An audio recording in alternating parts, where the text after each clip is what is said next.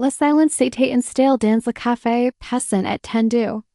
Je vais préparer cette rencontre dans les moindres détails et maintenant il était temps d'y aller jusqu'à bout. Trois options s'offrent et Amanda et je les enquête avec. You informe glashly. Première option. Amanda fait cette unique confession complete. Acceptez les charges et je demanderai au tribunal de prononcer la peine minimale avec restitution obligatoire. Cette simple idée fait blâmer Amanda, mais je poursuivi sans lui laisser le temps de réagir. Deuxième option. Elle signe un accord de remboursement juridiquement contraignant, qui l'obligerait à me verser $750 par mois, avec des sanctions sévères en cas de non-respect, saisie sur salaire, confiscation d'avoirs. Mon père écarquille les et l'annonce de cette somme plus élevée que celle précédemment proposée, mais je n'y fletches pas. Troisième option. Je laisse les poursuites suivre leur cours sans requête d'indulgence en laissant la justice décider de la sanction appropriée qui pourrait inclure une condamnation pour crime grave et une peine de prison. Mon père. Rouge de colère me lanka que c'était du chanage. Non répondis je calmement, ceci qu'on appelle de la responsabilité. Amanda m'avait volé $18,000. Si sont les conséquences de ces actes, pas des means. Ma mère tenta d'intervenir avec une voix implorante, $750. Par mois c'était impossible pour Amanda. Mais je savais que ce n'était pas vrai. Elle pouvait parfaitement trouver un emploi à temps plein comme la plupart des adultes de son âge. Elle pouvait vendre les objets de luxe qu'elle avait achetés avec mon argent. Elle pouvait quitter la maison de mes parents et trouver des colocataires pour réduire ses frais. Il existait de nombreuses solutions. Si elle était réellement motivée à réparer ses erreurs, Amanda silencieuse jusqu'à prit enfin la parole. Elle me lança un regard plein de rancune. Selon elle, j'étais en train de savoir ses souffrances parce que j'avais toujours eu jalouse d'elle. J'ai fait les rire face à une telle absurdité. Jalouse de quoi, au juste? De son absence d'éducation? De ses dépendances à mes parents? De son incapacité à gérer une vie d'adulte? Elle retorqua que j'étais jalouse de l'amour que nos parents lui portaient. Que j'avais toujours détesté le fait qu'il lui accordait plus d'attention d'aujourd'hui. N'y répondis pas. À la place, je sortis mon téléphone et l'enquai un enregistrement. Sa voix résonna claire accusatrice et brisée. Elle avait s'être sentie déprimée constamment comparée à moi, mise en échec par les attentes familiales. Puis ma propre voix s'éleva, lui demandant si elle avait volé $18,000 par simple jalousie. Un silence choke s'installa à notre table. Je vais enregistrer notre première confrontation. J'avais sa confession ainsi que la discussion où mes parents m'avaient demandé de laisser caler. Mon père protesta aussitôt. C'était illégal d'enregistrer sans consentement. Je l'ai corrigé. Dans l'état de l'Illinois, il faut le consentement des deux parties pour qu'un enregistrement soit admis au tribunal.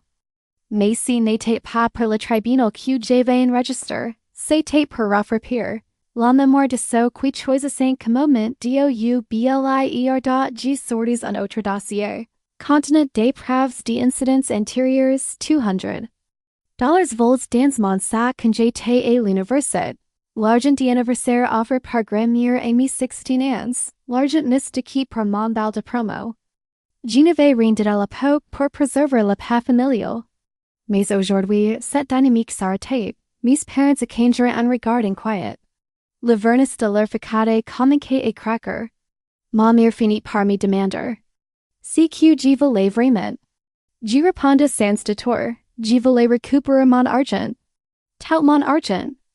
Et je voulais qu'Amanda fasse face aux conséquences de ces actes, au lieu d'être encore et toujours protégée. Mon père suggéra alors une alternative. Et s'ils aidaient Amanda à respecter les paiements mensuels de $500 comme je l'avais proposé au départ? Je pris le temps de réfléchir. L'accord initial incluait aussi l'obligation pour Amanda de trouver un emploi à plein temps sous 3 mois, et de vendre les objets de luxe achetés avec mon argent pour effectuer un premier paiement de bonne foi. Ces conditions semblaient raisonnables à ma mère qui parlait désormais avec prudence. Comme si un mot de travers pouvait tout faire exp loser. J'ai précisé que cet accord devait être juridiquement contraignant. Pas une simple promesse familiale que l'on pouvait oublier. Mes parents acquiesceront. Mon père lança un regard lourd de sens et Amanda, qui jusqu'à fixait la table. Mais elle releva enfin la tête, les larmes aux yeux. Et ces larmes-là, semblaient sincères. Un tremblement dans la voix, elle avoua qu'il y avait autre chose. Nous tournons tous vers elle. Surprised par cette révélation, elle nous expliqua qu'elle n'avait pas dépensé tout l'argent en shopping et, à Las Vegas, elle avait des dettes. Des dettes envers de mauvaises personnes. Elle avait emprunté des usuriers pour couvrir ses pertes au jeu. Elle avait été menacée. Environ $8,000 étant partis pour rembourser ses dettes. Le café devint soudain silencieux author. De nous. Ce n'était plus une simple histoire de volume, c'était un véritable naufrage. Mon père, abasourdi, demanda depuis combien de temps cela durait. Amanda avoua qu'il fallait faire ça à Manan. Elle avait essayé d'errer sans succès. Et lorsqu'elle avait appris que je partais en voyage, qu'elle connaissait l'existence de ma carte d'urgence, elle avait vu là ses seules portes de sortie. Pour la première fois, je ressentais une lueur de compassion. Pas assez pour excuser son volume, mais suffisamment pour comprendre qu'elle s'était sentie désespérée. Mon père, le visage soudain vieilli, lui demanda pourquoi elle ne leur avait rien dit plus tôt. Et ses réponses nous glaça. Parce qu'il avait toujours voulu qu'elle soit spéciale. Parce qu'il avait toujours vu comme la créative, l'exception. Parce qu'elle avait eu peur de se voir de manière fondue en larmes, prenant la main d'Amanda. Elle lui dit qu'il n'avait aucune idée de ce qu'elle vivait. Je n'ai pas m'empêcher de répliquer, un brin de colère dans la voix. Évidemment qu'il n'en savait rien. Trop occupé lui trouver des excuses. Ils n'avaient jamais pris le temps de voir ce qui s'est passé vers et là, contre toute attente, mon père s'est tourné vers moi. Dans ses yeux, une nouvelle compréhension. Il déclara qu'il me devait des excuses. Pas seulement pour cette histoire mais pour tout. C'était la dernière chose à laquelle je m'attendais. Pendant un instant, je fus sans voix il continua. Ils ne m'avaient pas traité de manière équitable. Ils avaient toujours attendu de moi que je sois forte et indépendante. Et quand j'avais eu besoin d'eux, ils ne m'avaient pas soutenu. Ma mère hachalatit en pleurs. Elle me dit qu'ils s'étaient trompés. Qu'elle était de acute seule et que elle eu sincère brise quelque chose en moi. Une blessure que j'ai portée depuis si longtemps qu'elle faisait partie de mon identité. Je sentais les larmes monter mais je me retins. Je ne voulais pas perdre la maîtrise de cette schème. Je leur dis que leurs excuses ne changent pas ce qui s'était passé. Amanda devait quand même me rembourser. Mon père me promet qu'elle le ferait, qu'il s'en assurerait. Amanda me regarda, les yeux encore humides, mais pleins de sincérité. Elle jura de tout me rembourser. Et de chercher de l'aide. Pour son addiction ce fut la première fois, depuis le début de cette histoire, que j'ai eu un réel espoir. Un espoir fragile mais réel. Pas seulement de récupérer mon argent, mais de pouvoir rebâtir une dynamique familiale plus saine. J'ai déclaré que j'acceptais de revenir à l'accord initial, $500 par mois, avec emploi à temps plein et vente des biens de luxe. Mais j'ai passé une condition supplémentaire. Amanda devait se faire soigner pour son addiction au jeu. Mes parents acquiesceront avec soulagement, mais j'ai précisé que l'accord serait toujours juridiquement contraignant. Et si elle manquait un paiement, je n'hésiterai pas à relancer les poursuites. Mon père trouva la juste, alors que nous commencions à discuter des détails de l'accord. Je réalisai que cette confrontation avait finalement abouti à quelque chose d'inattendu. Ma famille me voyait enfin clairement. Elle reconnaissait mes limites. Et, plus surprenant encore, elle voyait enfin Amanda pour ce qu'elle était réellement, une adulte avec de sérieux problèmes, qui avait besoin d'aide pas d'indulgence. La dynamique familiale figée depuis toujours venait de changer. Définitivement. Après cette rencontre tendue au café, nous avons mis en place l'accord sans tarder. Je me suis assuré que tout soit formalisé par un avocat. Amanda a signed an engagement de remboursement detail. Précisant les conditions. $500 par mois, chaque 1 ou 2 mois pendant 3 ans. Elle devait fournir une preuve d'emploi à temps plein dans les 3 mois suivant la signature. Vendre les objets achetés avec mon argent et suivre un programme de traitement pour son addiction au jeu. Toute violation entraînerait une action. Immediate injustice. Mes parents ont également signé en tant que témoins et garants partils. S'ils les donnent et couvrir ces mensualités, c'était leur choix. Moi, je ne l'ai plus me battre contre une machine à excuses. Tout était maintenant sur papier juridiquement valide. Et surtout hors de portée de leurs tentatives d'arrangement sentimental, pendant les premières semaines, Amanda fit des efforts visibles.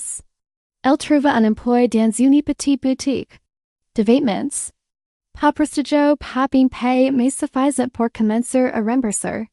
Elle émanait quelques sacs de luxe et accessoires cadeaux. Elle vendait une monture d'écriture pour effectuer un premier paiement de $1,000, de patience qui était exige. J'ai encaissé le chèque avec un mélange de soulagement et de sceptique je ne voulais pas les féliciter. Ce n'était pas une victoire, juste un minimum de décence. Mais une part de moi enfouie sous la colère et la mépris, voulait croire qu'elle prenait enfin ses responsabilités. Mes parents de leur quitte semblant profondément affectés. Par ce qui s'était passé. Ma mère m'appelait plus souvent, me posait des questions sur mon travail, sur mes projets. Mon père s'était même excuse de ne pas m'avoir soutenu plus tête. J'aurais aimé dire qu'il fallait efficace tout, mais la réalité est plus complexe. Le pardon pour moi n'était pas un bouton sur lequel on appuie. C'était un processus, long, inconfortable. Et encore fragile. Un mois plus tard, Amanda effectua son deuxième paiement et temps. Elle m'envoya un simple message. Virement effectué. Merci pour ta patience. Pas d'excuse, pas de tentative de justification. Just un fait. C'était Peter C. dont j'avais besoin. Que les choses soient claires. Freud's profs sionel la croisée parfois chez mes parents. Nos échanges étaient cordiaux, mais distants. Elle ne tentait pas de renouer et je n'encourageais rien. Nous étions deux îles séparées par une mer de merdum. Et c'était mieux et ines idot mais au bout de 3 mois les choses commenceront. A chancellor. Un jour je reçus un appel de la boutique où Amanda travaillait. Le gérant cherchait de vérifier une adresse pour un formulaire fiscal. Et je pris par hasard qu'elle n'y travaillait plus là-bas. J'étais abasourdi. Aucun message, aucune explication. Et pourtant, elle m'avait envoyé son paiement du mois précédent. J'ai contacté Amanda sur le champ. Elle répondit rapidement d'une voix lasse. Elle avait quitté son emploi à cause d'un conflit avec son manager. Elle disait avoir trouvé un poste temporaire ailleurs. Je lui demandai si elle avait informé son conseiller juridique, comme stipulé dans le contrat. Silence, puis un soupir. Non, elle n'avait pas encore. Et le temps m'enseigne n'y fit que tort. Je lui rappelai que le contrat ne permettait pas ce genre d'omission. Elle tenta de me rassurer, permettant que tout était sous contrôle. Qu'elle m'enverrait les nouvelles preuves d'emploi sous peu, mais la confiance. Que j'avais péniblement accordé communiquait déjà à ses reuters. Amanda jouait Peter. Un nouveau réel, celui de la fin qui essayait de se racheter. Mais ses vieilles habitudes radiant toujours sous la surface. Le 4e mois arriva. Pas de virement, pas de message. J'attendais 2 jours. Puis toi, je la contactai. Elle répondit par texto. Un imprévu. J'étais pas d'ici la fin de la semaine. Aucune excuse. Aucune explication. Je répondis en rappelant le contenu du contrat et les conséquences d'un paiement en retard. Elle m'envoya un emoji roulant de you. C'était la goutte de trop. J'ai contacté mon avocat et lui demandé de préparer une mise en demeure. Il m'informa que nous devions attendre. Officiellement 7 jours de retard avant de jour. J'attendis donc. Jour après jour. Rini vint Louis Timger, j'envoie par voie légale un avis de non conforme au contrat. Amanda répondit le lendemain for use. Selon elle, je n'étais qu'une calculatrice sans cœur. Elle avait eu des frais médicaux imprévus. Elle n'avait pas voulu me le dire pour ne pas commander encore, mais maintenant que j'ai joué les menaces légales. Elle ne voulait plus rien avoir à faire avec moi je restais calme. Je lui répondis simplement, tu as signé un contrat. Respect-le, mes parents furent mis au courant de la situation. Mon père tentait d'apaiser les tensions. Il me demandait d'être indulgente. Il disait qu'Amanda était stressée. Quelle facette de son nez? Ma réponse fut simple, ce n'est pas une question d'émotions. C'est une question de justice. Mon air plus silencieuse comprit. Elle ne dit rien, mais je vis dans son regard une tristesse résignée. Elle savait que je n'y céderais pas. Finalement, Amanda effectua le paiement avec 8 jours de retard. Elle joignit un message où elle reconnaissait son manquement et promettait de mieux gérer l'avenir. Mon avocat ajouta une mention à son dossier. 3 retards entraîneraient l'annulation de l'accord et la relance immédiate des poursuites. Peignez-les à je m'étais promis de ne pas revivre de la première trahison. Désormais, tout était noir sur blanc. Plus de hommes gris les mois suivants se passèrent sans encombre. Amanda semblait avoir retrouvé un certain équilibre. Elle respectait les délais. Elle partageait même via mon avocat des copies de fiches de paie et des rapports de suivi de son programme de traitement. Était-ce sincère ou gestion une manœuvre pour éviter des ennuis? Je n'y savais pas, et au fond, pas importait. L'argent revenait. Lentement mais scremment à mon secours. À la date anniversaire du contrat, Amanda m'envoya un message inhabituellement long. Elle me remercia sans ironie apparente de lui avoir imposé ses règles strictes. Elle disait que fallait lui avait sauvé la vie. Qu'elle en avait. Pas conscience à l'époque, mais que j'avais fait si qu'unes parents n'avaient jamais osé faire, lui dire non. La trader en adulte. Lui imposer des conséquences réelles je laisse son message plusieurs fois, sans savoir quoi en penser. Était-ce une stratégie de plus? Ou une vraie prise de conscience? Je n'y répondis pas tout de suite. Je pris une semaine. Puis je lui écrivis simplement, j'espère que tu continues à avancer, ne me remercie pas. C'était nécessaire, si fut tout. Pas de fusion, pas de réconciliation. Just 2 adultes séparés par un abîme mais liés par une. Det est univers irrévocable. Si jour-là je réalisais que ma vengeance ne consistait pas à l'avoir souffert. Elle consistait à les forcer à regarder la réalité en face. Et lui imposer de repérer ce qu'elle avait détruit. Et contre toute attente, fallait sembler fonctionnaire, mais je savais que le chemin restait long. Rien ne garantissait qu'elle irait jusqu'à bout. Rien ne garantissait que ma famille ne retomberait pas dans ces anciens schémas, alors je restais vigilante. Et prête. 2 ans avaient passé depuis la signature du contrat. Amanda avait honoré la plupart de ses mensualités. Avec seulement un autre léger retard qu'elle avait expliqué, cette fois avec des preuves, elle avait été hospitalisée pour une appendicite, j'avais vérifié.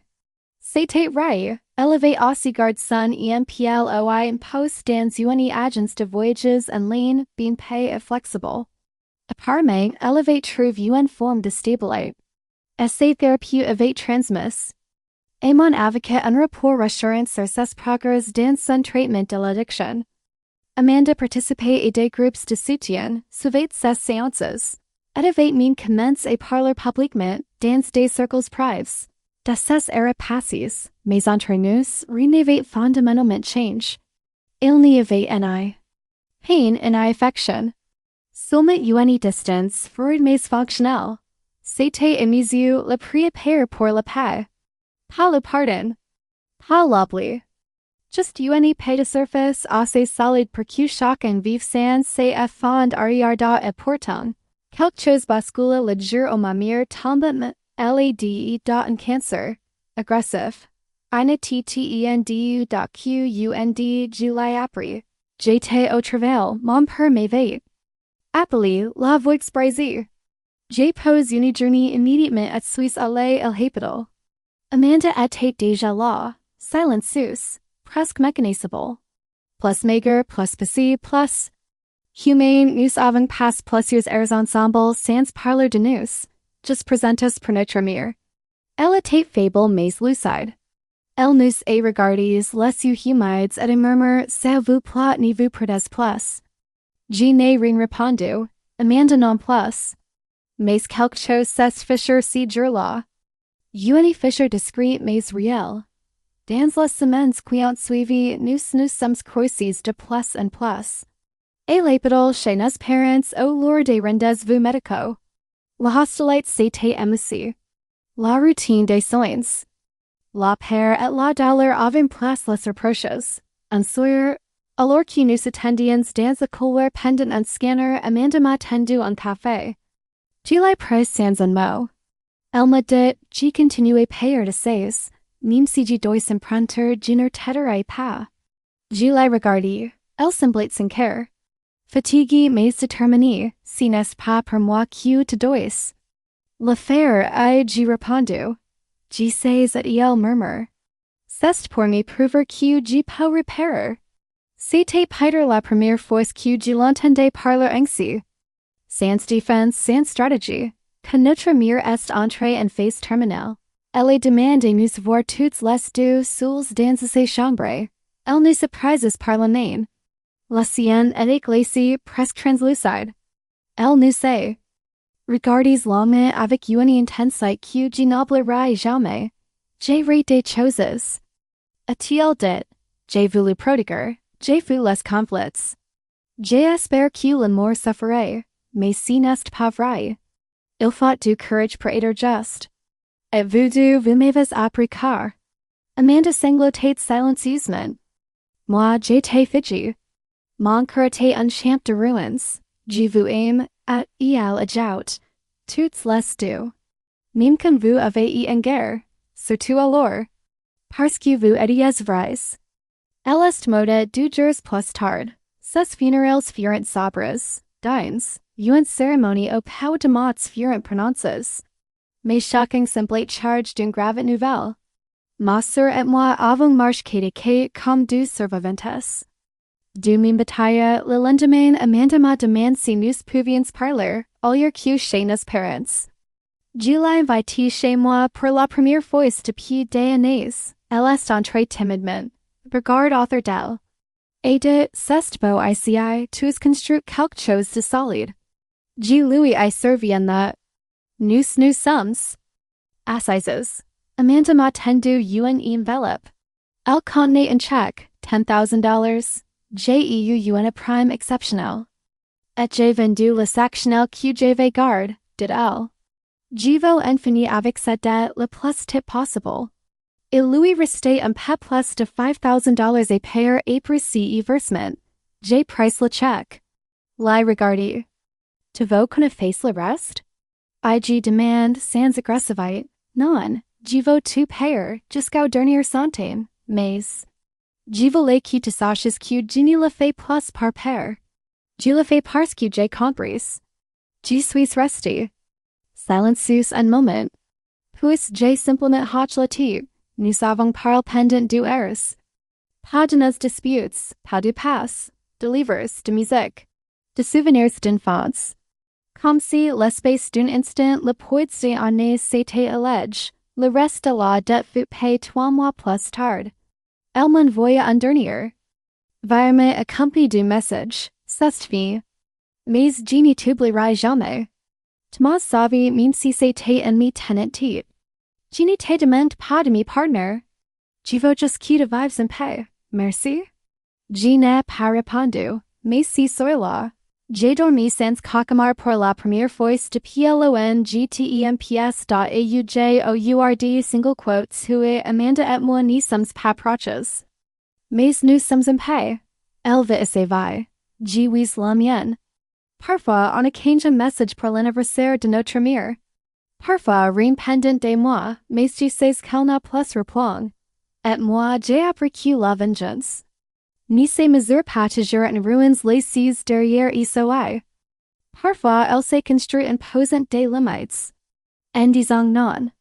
Un accident de comptes dot ma revanche, suffit de devenir plus forte que leur silence, plus lucide que leurs excuses. Plus fidèle et moins que leurs attentes está la personne pour me la mever.